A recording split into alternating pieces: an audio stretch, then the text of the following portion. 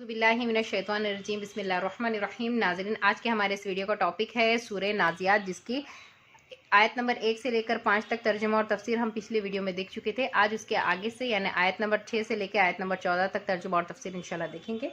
इसका मुख्तसर सा खुलासा यूँ है कि मक्का के लोग हुज़ूर सल्लल्लाहु अलैहि वसल्लम से ये सवाल किया करते थे कि क्या हम मरने के बाद भी वापस से उठाए जाएंगे? जब हमारी हड्डियाँ बोसीदा हो जाएंगी तो क्या अल्लाह ताला हमको वापस से पुराने वाली हालत पर लेकर आ जाएगा?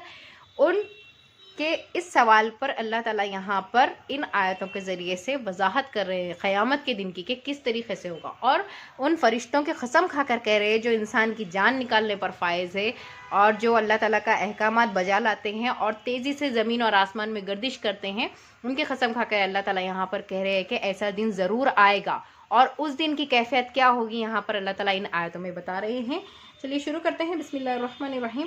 यौमा तरजुफुर राजिफा, जिस दिन कांपने वाली कांपेगी, यानी कि क़यामत के दिन एक सूर फूका जाएगा जिसके बाद सारी ज़मीन थरथरा उठेगी, कांप जाएगी। और ये ज़लज़ला इतना ज़बरदस्त और इतना शदीद होगा कि जितने पहाड़ होंगे सब के सब रेज़ा रेज़ा हो जाएंगे। झाड़ पहाड़, जो कुछ इमारतें होंगी, नेज़ हर चीज़ जो कुछ ज़मीन सतह ज़मीन पर मौजूद है, सब कुछ तबाह होकर एक चटियल मैदान में कन्वर्ट हो जाएगी।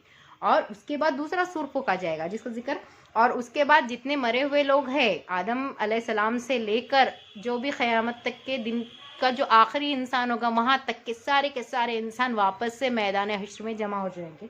अगली आयत में अल्लाह फरमा रहे हैं कि तत्बउ हर रादिफा, इसके बाद पीछे आने वाले पीछे पीछे आएंगे, यानी कि जो कुछ मर चुके हैं लोग, जो आदम अलैहिस्सलाम से लेकर क़यामत तक के सारे इंसान उस मैदान हश्र में जमा हो जाएंगे।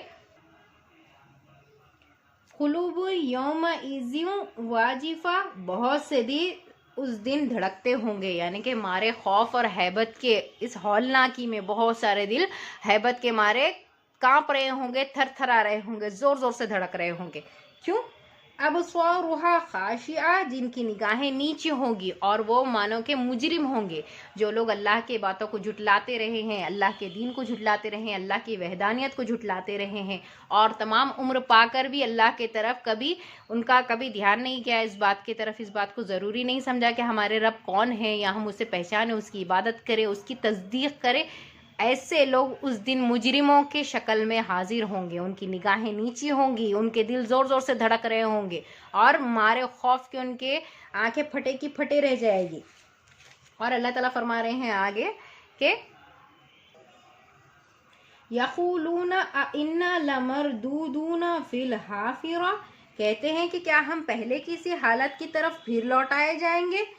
इज़ा कुन्ना इज़ामन नक़ीरा, क्या इस वक्त जबकि हम बोसीदा हड्डियां हो जाएंगे। क़ालू तिलका इज़न कर्रतुन खासिरा, कहते हैं कि फिर तो ये लौटना बड़ा नुकसानदायक है, यानी कि ये मानो लोग इन बातों का मजाक उड़ा रहे हैं। वो लोग कहते थे कि क्या हम पहले की सी हालत पर आ जाएंगे, जिस तरह से मोहम्मद सल्लल्लाहु अलैहि वसल्लम कह रहे हैं कि हम मरने के बाद उठाए जाएंगे, तो क्या वाकई ऐसा होगा? हम सच में मरने के बाद अल्लाह के सामने उठाए जाएंगे?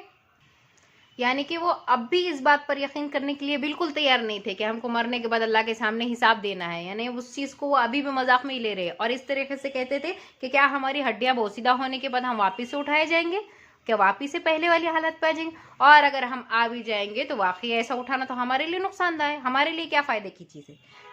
यहाँ वो नसीहत हासिल करना चाहिए था, इस बात से वो डर के अपने अमाल दुरुस्त करना चाहिए था, अल्लाह को याद करना चाहिए था। वजह इसके वो लोग यहाँ पर बहाने करने लगे और कहने लगे कि ऐसा अगर उठाना है, क्या वाकई ये बात है। क़ालू तिलका इज़न कर्रतुन खासिरा, कहते हैं कि फिर तो ये लौटना बड़ा नुकसानदायक है, यानी कि हमारे हक़ में तो ये कोई फ़ायदे की चीज़ ही नहीं है। ऐसा कह के वो मुँह फेर लेते थे। अब यहाँ अल्लाह ताला उसी बात पर और आगे कह रहे हैं,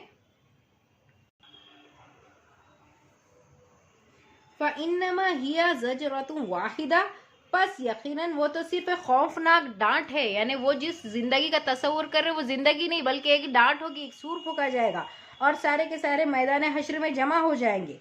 फ़इज़ा हुम बिस्साहिरा, के जिसके पैदा होते ही वो एकदम एक मैदान में सब के सब जमा हो जाएंगे। जैसे ही सूर फूका जाएगा एक आवाज़ आएगी, यानी यहाँ पर भी उनके दिमाग में और ज़िंदगी का ही तस्वुर है। वो सोच रहे हैं कि क्या हम मरने के बाद भी हमें फिर से दूसरी ज़िंदगी मिलेगी, और अगर ऐसा पलटाना भी है, ऐसा वापस से लौटाना है पुरानी ज़िंदगी में, फिर तो हमारे लिए नुकसान हुआ। तो यहाँ अल्लाह ताला फरमा रहे हैं कि ये ज़िंदगी नहीं बल्कि एक आवाज़ होगी, एक सूर होगा, और जिसके बर्पा होते ही सारे के सारे अच्छा एकदम से मैदान हश्र में अल्लाह के सामने जमा हो जाएंगे। ये उनकी इस बात का क्लियरिफिकेशन है। बहुत से लोग जो पुनर्जन्म पर विश्वास करते हैं या दूसरी ज़िंदगी पर बिलीव करते हैं, यहाँ पर उनके डाउट का ये क्लियर कट आंसर है कि मरने के बाद का जो वापस से उठाया जाना है वो वापस से जीने के लिए नहीं बल्कि वापस से हिसाब किताब के लिए उठाया जाना है। अल्लाह के सामने अपने आमाल नामे बताने के लिए, अपना हिसाब किताब करवाने के लिए उठाया जाना है।